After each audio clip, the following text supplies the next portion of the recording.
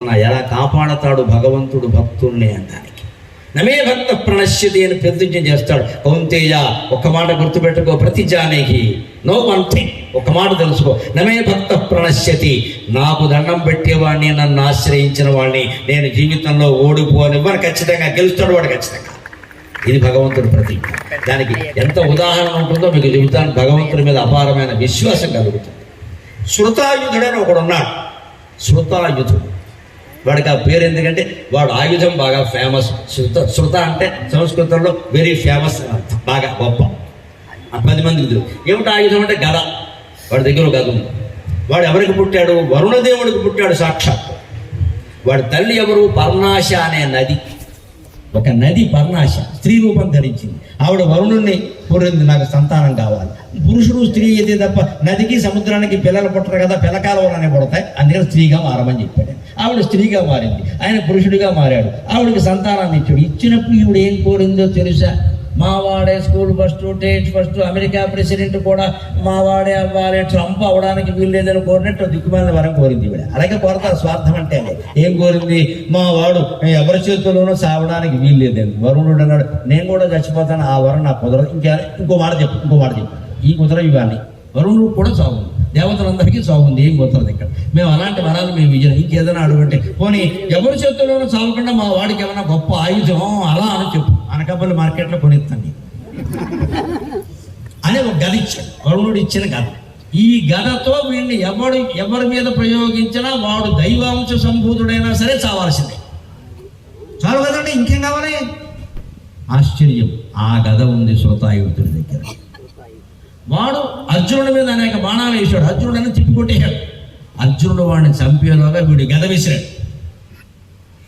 ఆ విసిరిన గద విసురుతుంటే వాడికి ఏమనిపించిందో తెలుసా? భగవంతుడు మాయ అంటే అది. ఇది ఎప్పుడు జరిగింది? 14వ రోజు సాయంత్రం 2:30కి జరిగింది. నేను వ్యాస భారతం చదువుతూ టైం లెక్కట్టాను.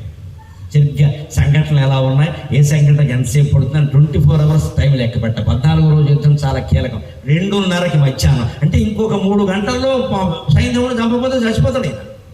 అటువంటిప్పుడు శృతాయుధుడు గద విసిరాడు. గద విసిరే సమయానికి వాడికి వచ్చిన ఆలోచన ఏమిటో తెలుసా? కర్మకారిపోవడం అంటే అదే.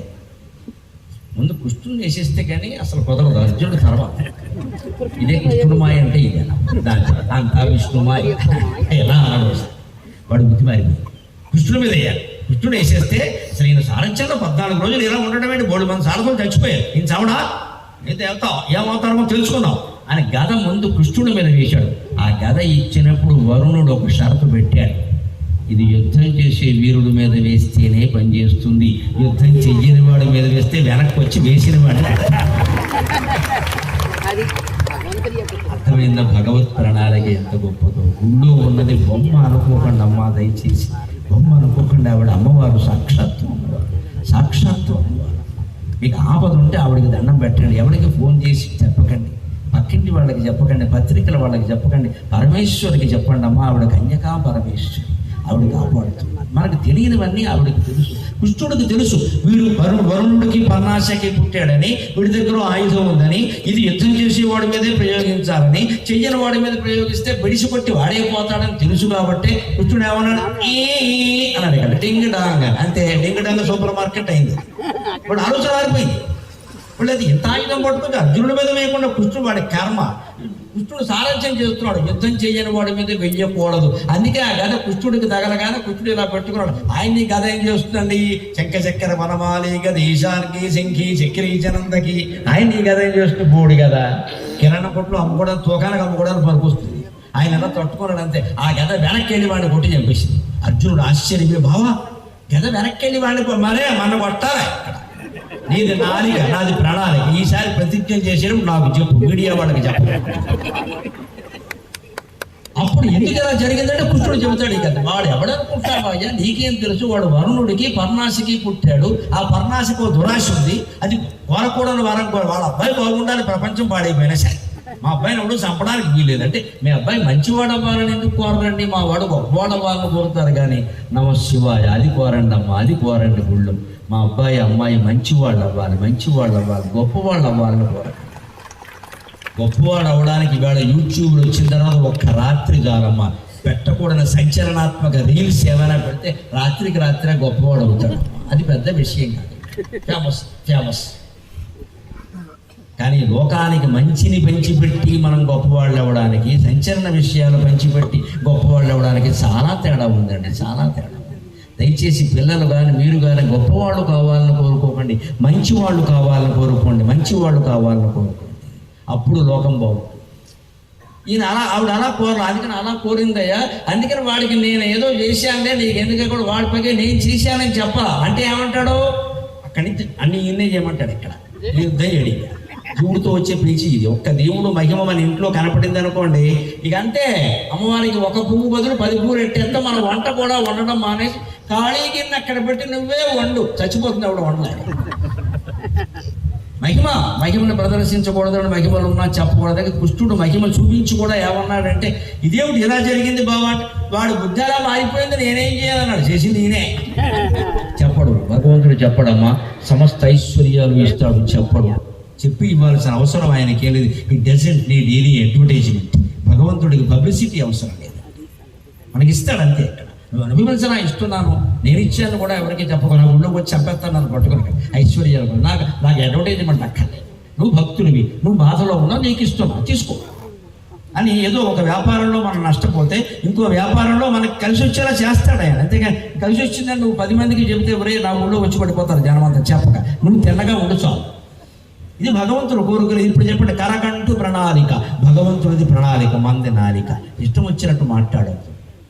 ఒకవేళ మాట్లాడాం, నోరు జారాం, పూజా మందిరంలోకి వెళ్ళిపోండి, అమ్మా నాలిక ఖర్చుకుంటున్నా, తప్పైంది, పొరపాటు మాట్లాడాను, అనకూడని మాట అన్నాను, ఇది నా పంప ఉంచకుండా చూడమంటే భగవంతుడు ఎంత దయామయుడు అంటే, ఆ మాట వల్ల మనకి చెడ్డ పేరు రాకపోగా మంచి పేరు వచ్చేలా చేస్తారండి బాబు. మహామాయ.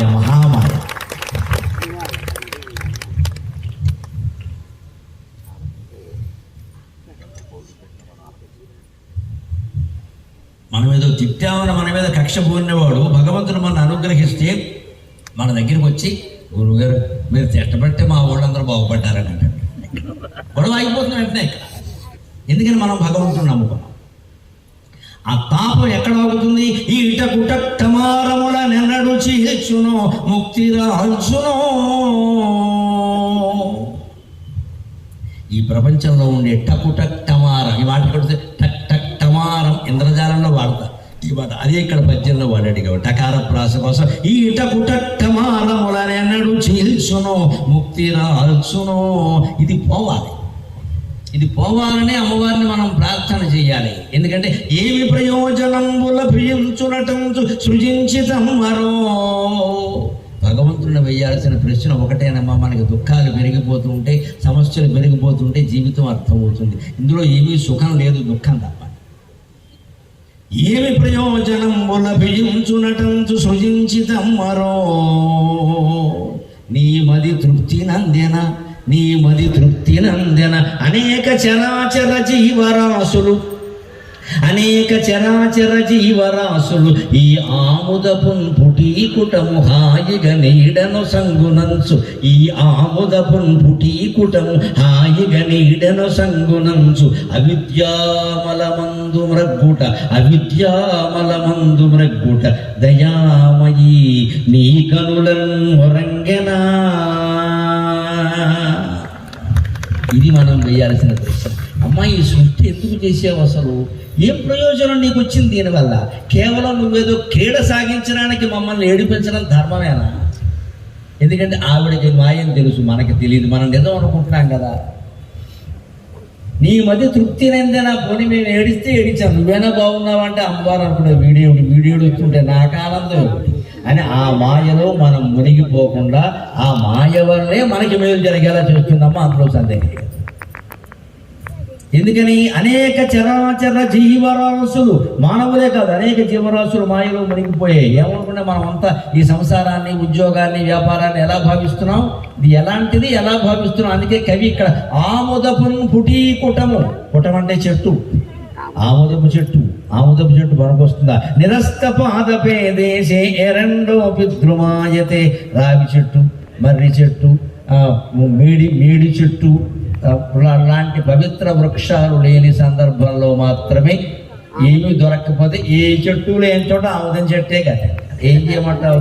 క్షీరాబ్ది ద్వారస వచ్చింది, ఉసిరి మొక్క దొరకలేదు, ఆముదం మొక్క కొంత పెట్టే ఉన్నది అదే. ఏ పండితుడు లేకపోతే ఉన్న పండితుడినే తీసుకొచ్చి చెప్తాం. ఏం చేస్తాం ఇక్కడ లేనప్పుడు? అలా అంటారు. ఏ చెట్టు లేకపోతే ఆముదం చెట్టే గతి అని అంటూ ఉంటారు.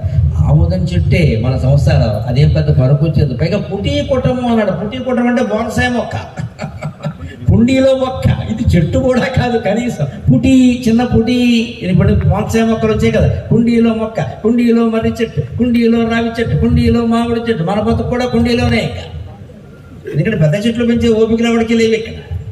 అందుకే ఈ కుండీ మొక్కలు వచ్చాయి కదా. మన సంసారం, మన జీవితం అంతా కుండీలో మొక్కమ్మ. ఏముంది ఇది, ఏముంది ఇది?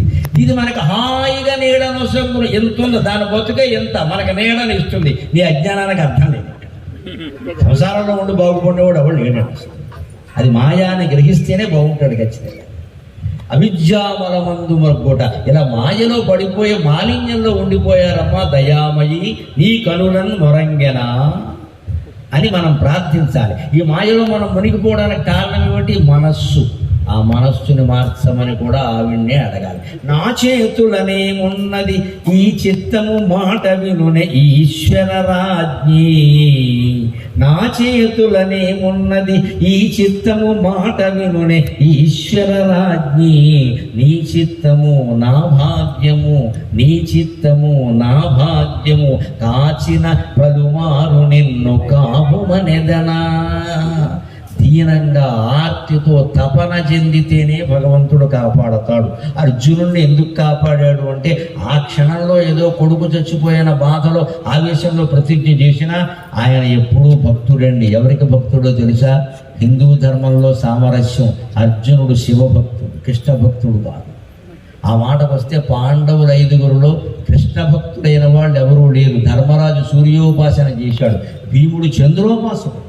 భీముడు చేసిన యజ్ఞాలు ఎవరూ చేయాల. ఎందుకంటే దేవతల్లో చంద్రుడు ఎక్కువ యజ్ఞాలు చేశాడు. మానవుల్లో ద్వాపర యుగంలో ఎక్కువ యజ్ఞాలు చేసిన వాడు భీముడు. ఆయనకి యజ్ఞం అంటే చాలా ఇష్టం. ద్రౌపదీదేవి ఈయన వాటాకు వచ్చిన ఏడాది యజ్ఞాలే సరిపోయేది. పక్కన కూర్చోవడం, యజ్ఞం చేయడం, ఏకపత్ని వ్రతం అంతే. భీముడు యజ్ఞాలంటే పిచ్చి ఆయనకి. అన్ని యజ్ఞాలు నేను చేయని యజ్ఞం ఉండడానికి వెళ్ళ. ఎందుకంటే ఆయన చంద్రోపాసకుడు, అర్జునుడు శివోపాసకుడు, నకులుడు అశ్విని దేవతల ఉపాసకుడు, సహదేవుడు మనలో మన మాట విచిత్రం అగ్ని ఉపాసకుడు. అందుకే ఆయన కొడుక్కి శృతసేన అని పేరు పెట్టాడు. శృతసేనుడు అంటే అగ్నికి మరో పర్యాయ పదం. ఆయన అగ్ని ఉపాసకుడు.